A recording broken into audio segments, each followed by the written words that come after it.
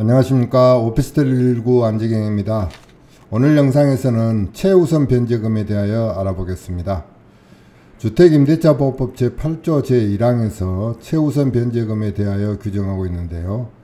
제1항을 보면 임차인은 보증금 중 일정액을 다른 담보물권자보다 우선하여 변제받을 권리가 있다. 이 경우 임차인은 주택에 대한 경매신청에 등기 전에 대항요건을 갖추어야 한다. 제3항을 보시면 제1항에 따라 우선 변제를 받을 임차인 및 보증금 중 일정액의 범위와 기준은 대통령령으로 정한다. 다만 보증금 중 일정액의 범위와 기준은 주택가액의 2분의 1을 넘지 못한다. 이렇게 임차인이 경매신청에 등기 전까지 대항요건만 갖추면 일정액을 우선적으로 변제받을 수 있다는 것인데요. 여기서 대항요건이란 이사와 전입신고를 하는 것을 말합니다. 그런데 이 경우 대항요건을 갖춘 모든 임차인이 해당되는 것이 아니고 대통령령에서 정하는 범위와 기준에 부합하는 임차인이어야 한다는 것입니다. 그리고 전체 보증금이 아닌 대통령령이 정하는 일정액만을 변제받을 수 있다는 점에 유의하셔야 합니다. 화면의 표가 대통령령이 정하는 범위와 기준인데요. 기준 시점, 지역, 임차인 보증금 범위, 보증금 중 일정액의 범위로 구분되어 아래로 그 내용이 담겨 있습니다. 가장 최근의 개정 규정을 보면 2021년 5월 11일부터 현재까지 서울의 경우는 임차인 보증금 범위가 1억 5천만원 이하, 그리고 보증금 중 일정액의 범위는 5천만원으로 되어 있습니다. 즉 서울의 경우 2021년 5월 11일 이후 보증금이 1억 5천만원 이하인 임차인은 소액 임차인으로서 보증금 중 5천만원을 최우선적으로 변제받을 수 있다는 것입니다. 그런데 특히 여기서 주의할 것은 기준 시점입니다. 여기서 기준 시점은 임대차 계약 시점이 아닌 담보물권 중 가장 선순위의 설정이라는 점에 유의하셔야 되겠습니다. 예를 들어 보겠습니다. 갑 임차인은 대항요건을 22년 1월 2일 0시에 갖추었습니다. 이때 다른 근저당권자가 없다면 갑 임차인은 소액 보증금에 해당하지만 A 근저당권자의 설정일이 2018년 10월 1일입니다. 기준 시점은 바로 이 A 근저당권자의 권리일자가 기준이 되고 이때 소액 보증금 기준은 1억 1천만원이기 때문에 갑 임차인은 소액 임차인에 해당하지 않게 되고 결과적으로 최우선 변제금을 우선 배당받지 못하고 통상의 배분 절차에 따라 배당을 받을 수밖에 없게 됩니다. 다음 이 경우는 근저당권자 A의 근저당권 설정일자는 2018년 10월 1일이고 비근저당권자는 2019년 3월 1일이 권리일자입니다. 임차인 갑은 2022년 1월 2일 0시에 대항요건을 갖추었습니다.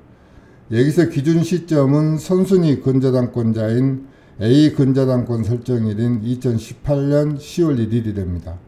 따라서 이 날짜를 기준으로 소액보증금인지 여부를 판단하여야 하는데요. 2018년 10월 1일 소액보증금은 서울의 경우 1억 1천만원입니다.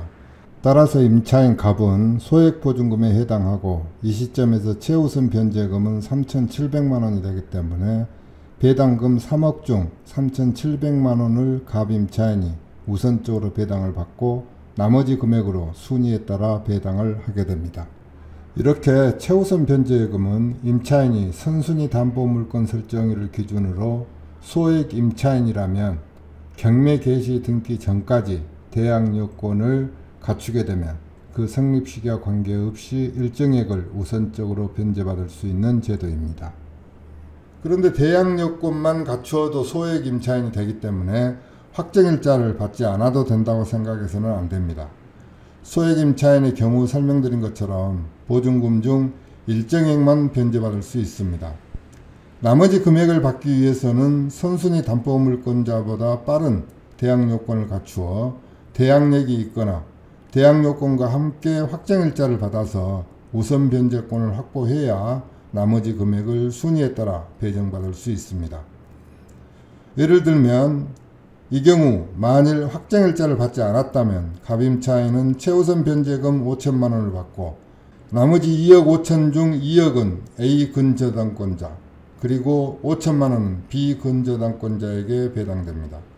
갑임차인은 대항력이 없기 때문에 최우선 변제금 5천만원만 받고 퇴거할 수밖에 없는데요.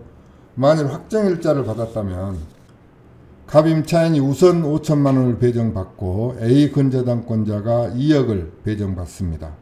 남은 5천만원은 확정일자 우선 변제권이 비근저당권자보다 선순위 갑임차인이 배정받게 되어 갑임차인은 결과적으로 1억을 배정받게 됩니다. 비근저당권자는 배당액이 없습니다. 결론적으로 소액임차인이라 하더라도 확정일자를 꼭 받아 놓으시기를 바랍니다. 다음은 주택임대차보호법 8조 3항 단서 규정에 일정의 범위와 기준은 주택가액의 2분의 1을 넘지 못한다라고 규정하고 있는데요. 이 경우는 대개 임차인이 여러 명인 다가구 주택 등에서 많이 발생할 수 있는 사례라고 할 수 있을 것 같은데요. 예를 들면 배당금이 2억인데 소액임차인 3명의 최우선 변제금이 모두 합해서 1억 5천이 된다면 1억까지만 인정을 해서 1억을 가지고 소액임차인 3명이 똑같이 나누어 받는다는 것입니다. 이러한 소액임차인의 범위와 최우선 변제금이 23년 초부터 상향 조정될 예정입니다. 그 변경 내용을 잠깐 살펴보겠습니다. 소액임차인의 범위는 모든 지역에서 1,500만원이 상향되고 최우선 변제금도 일괄해서 500만원이 상향됩니다.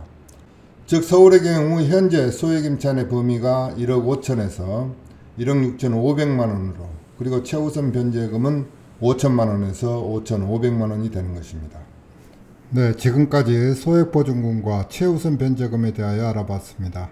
도움이 되셨다면 구독과 좋아요 부탁드립니다. 끝까지 시청해 주셔서 감사합니다.